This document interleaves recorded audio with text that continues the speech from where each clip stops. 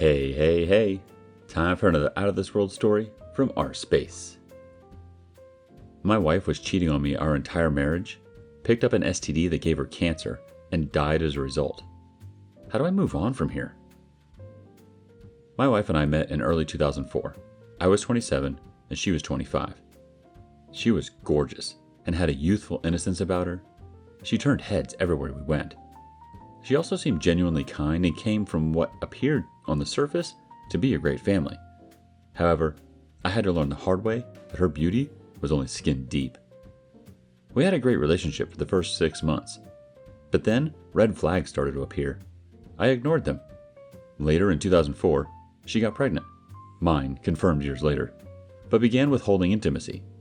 She said it would get better and that it was just a phase because of the pregnancy. I believed her and proposed just before our daughter was born in May 2005. We married in 2006, still not having resolved the intimacy issues. She withheld intimacy throughout the marriage, even on the honeymoon. She continued to withhold intimacy, maybe once every 6 months, through the first 3 years of our marriage. The stress for me was unbearable. She did decide to have sex with me one time, however, finally initiating after a 6-month dry spell. She conveniently told me, as I climaxed, that she had forgotten to take her pill. Welcome our son on May 2009. Later that year, we were shocked when she was diagnosed with head and neck cancer after finding lumps on her neck. After lots of treatment and scans, however, the doctors told us in 2011 that they had misdiagnosed her cancer and that it was, in fact, cervical cancer caused by an STD, HPV. Knowing how little we had sex and that I hadn't been with anyone since before I met her, this was a red flag I couldn't ignore. I snooped on her phone and email and found a trove of emails and texts showing she had numerous affairs starting just months after we got together, leading up to and all the way through the wedding. Then, throughout the marriage, up until her diagnosis. There were texts that indicated she didn't even know whose child our daughter was. Then, more messages indicated she had aborted another person's child just a couple of months after our wedding, one that she had told me and her family was a miscarriage. Worst of all, however, was finding the texts between her and another guy, arguing about how she thought he had given her the HPV that caused her cancer. The enormity of it all was suffocating. When I confronted her, she denied everything. She told me I was crazy, and that maybe that's why she had denied me intimacy. I'm mild-mannered to a fault, which she hated about me. She enjoyed confrontation and often used emotional outbursts to bully me when I would ask why we weren't having sex. She had always had a hard time with accountability, but this was just infuriating. I began to lay out the evidence, starting with the earliest affair. In a dismissive voice, she said, "Oh, you knew." I did not. I then showed more evidence. She would dismiss it as if it hadn't happened, even with the evidence right there in front of her. I'd ask her if that was the extent of it. She'd say yes. Then I'd reveal more evidence and call her on her lies. This happened again and again until finally I just accepted that she had no intention of coming clean or asking for forgiveness.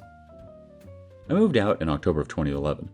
Throughout our separation, she would repeatedly try to ask me to move back in by saying things that would make me feel pity for her. "It feels like you're just waiting for me to die." I'm not ashamed to admit that I was. I just wanted to be reunited with my children and move on from the nightmare. I hated her and everything she had done. I didn't even bother filing for divorce. I knew cancer would eventually get her. It did on November 19th, 2013. She died ugly and slowly, still trying to cover up all her lies and deceit. I raise our 2 children on my own now, and we're thriving. As you can imagine, however, I'm riddled with trust issues that will probably never be resolved. I haven't dated since. My daughter has my wife's old mobile phone, which she has refused to clear off as she likes to read old text conversations and keep contacts from back then. Unfortunately, this means she has come across the truth many times over regardless of how thoroughly I clear the worst of the text messages. She's 16 and understands everything that happened. We have a very solid relationship and talk openly about it all. Nevertheless, she consults a therapist regularly to help heal in ways that I can't help her with. My son knows about it all, but is completely disinterested.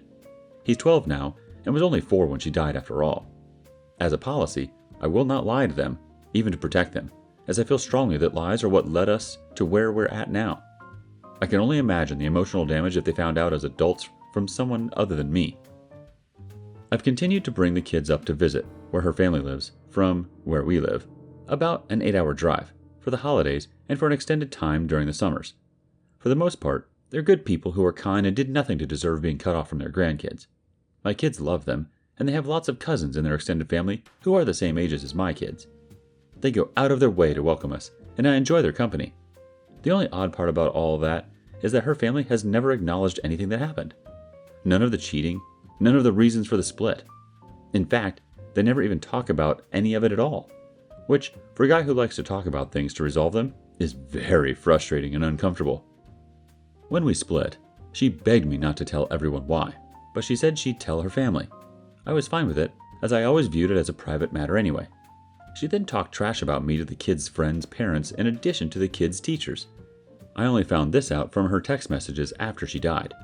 It's not clear at all to me how honest she was with her family, however. Since they never acknowledge it happened, I can only assume they either don't know at all, or they know and it's too difficult for them to talk about. I don't want to cause any pain for her family, but I would like something they have that rightfully belongs to me. The rings. Engagement and wedding. It's my assumption that since her mom and her sister cleared her room when she died, one of them took the rings.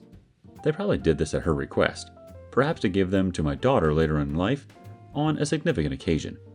Regardless, I don't view them as ever having belonged to her because her cheating was so pervasive throughout our relationship. They only represent infidelity, and they can never be as meaningful or symbolic of anything to another person as they will be to me when I get rid of them forever.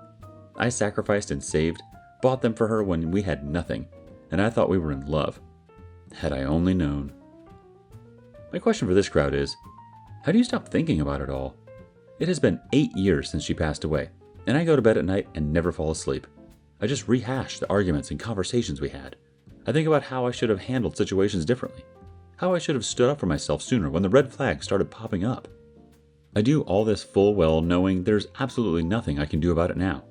I've aged 24 years in the last 8. I'm 44, but I look 64. At this rate, I won't be here to offer fatherly advice when my kids get married. Maybe have kids of their own. Emotionally, I'd like to achieve a sense of closure and redemption and stop beating myself up for all my blindness during those years of torment. Our first reaction comes from Bodyman70.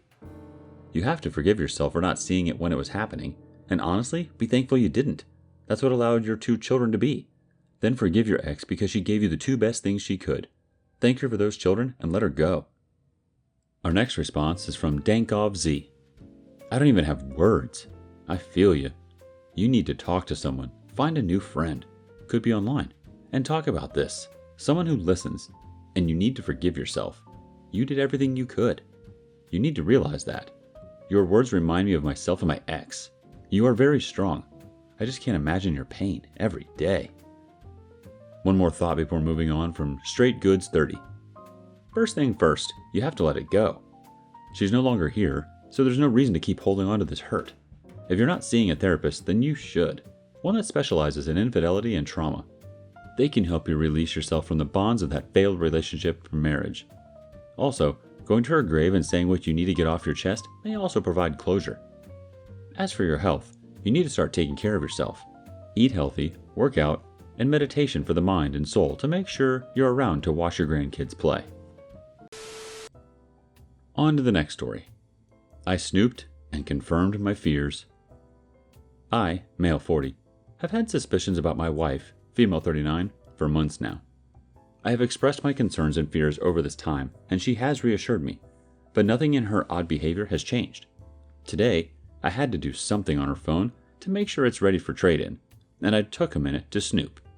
I'm not sure if I was hoping to finally confirm my fears or put my mind at ease, but my fears were confirmed. There are definitive statements that she screwed him one afternoon not too long ago, and she loves him. I showed her what I saw, and she admitted it.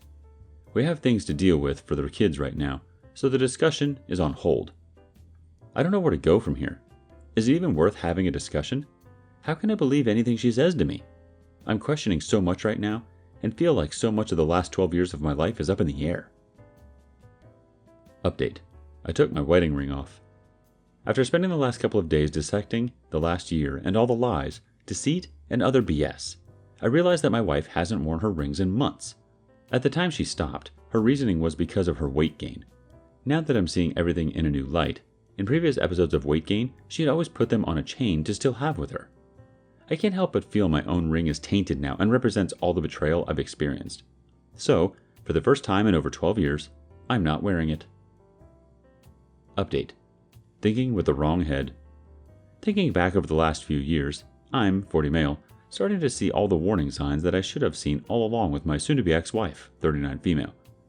One sign I definitely should have paid more attention to is the fact that I have only ever experienced performance issues when things were feeling off a few years ago during her emotional affair, the stress of the false reconciliation, and when I began to suspect cheating this time around. I did what I could to power through and convince myself I was just sensitive and overreacting. I should have listened to my body. From now on, I believe red flags will shine a lot brighter, and I'll have to remember that our instincts and physical reactions are there for a reason. Update. When to tell kids and holidays?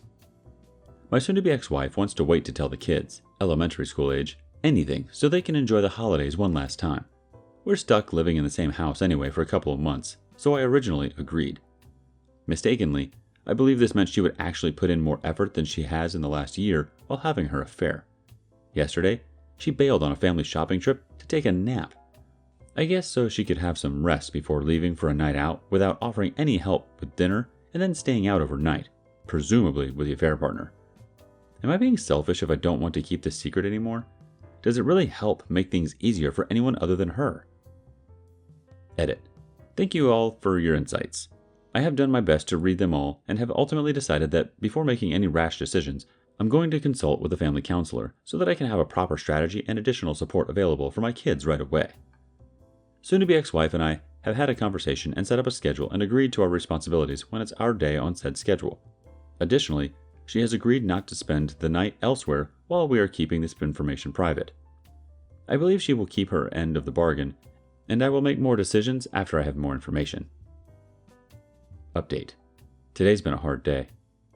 It's been a roller coaster since D-Day 3 weeks, but today has been especially hard. She met with her lawyer today so we can start getting the papers drawn up. We just finished reviewing some of the questions about the parenting agreement and property division. It all just keeps getting so much more real. I just feel so sad and alone right now. Update. Today's feeling better. I've had some time to work through my thoughts. I got to go on a walk this morning, and tonight I get to hang out with a friend out of the house and without the kids. Another bit of good news, I lost 6 pounds since D-Day. I realized her guilt was causing me to gain weight. All the time she was late getting home or I waited up for her, she would bring home late night food so we could hang out. Didn't matter that I told her I wasn't hungry or we shouldn't spend the money. I think in her warped head, spending an hour with me eating crappy food made up for leaving me alone for most of the night. Even last night she texted to see if I wanted to order food. I'm very proud of myself for not doing it. Finally confirmed. Emotional affair equals physical affair. Soon-to-be ex-wife, 18 days to drop soon-to-be, 39 female, and I, 40 male, still have to live in our almost my house together for about 2 more months, so no contact has been nearly impossible. In the interest of moving on as fast as possible, I have decided to not give a crap about anything she does and spend my time caring about my kids and myself. As a result, we found ourselves getting along more peacefully and quietly watching a show on the DVR together. Tonight we ended up having some real conversations, and she ended up confessing that her emotional affair had in fact turned physical a few times before she got caught, as well as a few times in the 4 years since then. My lesson to take into the future is to trust my gut. One of the encounters she told me about was a night that I had long had suspicions about. This knowledge is having a mixed impact on me at the moment. For the past couple months, I've been saying my biggest regret is not leaving when I found out about the emotional affair, and that regret is now deepened. On the flip side, I feel a sense of vindication that it's okay to act on my feelings, gut, when I know something is off, and I have to trust myself at least as much as I trust others. Sorry for the rambling. It does help to write this down and get some perspective. On to the next story. My cheater dad. So my dad is a cheater, and I've known about it since 3rd grade. At that time, I played with his BlackBerry. This happened around 10 years ago. I found one of the messages is with a woman and her profile picture is her with a baby. At that time, I didn't think much after all. Many women take a picture with a baby. The content of the texts is really personal stuff like, "Are you being honest with me? When you come home, buy some food for me." After reading their text, I know for sure that my dad cheated on my mom, and it is a big shock. Because just a year ago, my dad got into a fight at a bar and got smashed with 3 or 4 glasses and a chair. From what I remember in a newspaper, he ended up losing his left eye and needed to wear a fake eye. and for months my mom and oldest sister stayed at the hospital taking care of him. So the audacity for him to cheat on my mom is a big shock. After seeing the message, I immediately tell my sisters, and they were also in shock, but didn't say much. But I still talk normally with my father. Then again, even before knowing this, I and my sisters rarely talk to him because he is almost never at home, gone at 9 a.m. and home by 3 a.m. A few months went by, and one day I saw my mom folding clothes, alone, in the dark. So I help her, and I just burst it all to her. She didn't react at all. The next day, she is gone. Even my grandma, who always wakes up at 5 a.m., didn't see her go. I was so scared, but she did come back at late night. A few days passed by, and one night my mom wakes me up and asks me which woman I was talking about. I show it to her and never heard about it again. Obviously, my dad didn't stay together with the woman, but he did cheat on my mom with many other women for the past years. Fun fact, not long after I told my mom, we found out she is pregnant with my brother. 10 years passed, and last year I found out, or got confirmation, that I have a half-sister, 2 years older than my youngest brother. My younger sister, being the stalker she is, searched through all her social media and found out her life is much better than us, having a birthday party at a restaurant when we never even have cake and presents at our birthday, and the kid always asks for money from my dad for bills and things she wants to buy. My mom knew about her, but I don't know since when. My dad still cheats with many younger women, even have their nudes and photo of them going on dates.